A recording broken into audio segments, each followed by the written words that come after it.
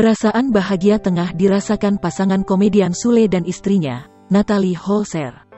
Pasalnya pasangan ini baru saja merayakan anniversary pernikahan pada Senin, tanggal 15 November tahun 2021 kemarin.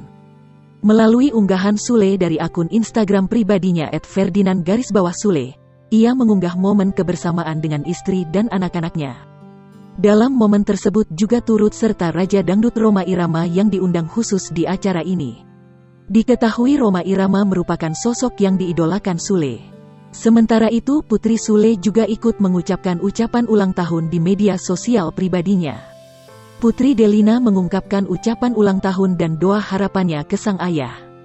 "Happy birthday ayahku tercinta, gak bisa berkata-berkata, pokoknya doa terbaik buat ayah, terutama sehat ya ayah, maafin teteh bikin ayah kesel, bete hehehe dan maafin teteh belum bisa banggain ayah.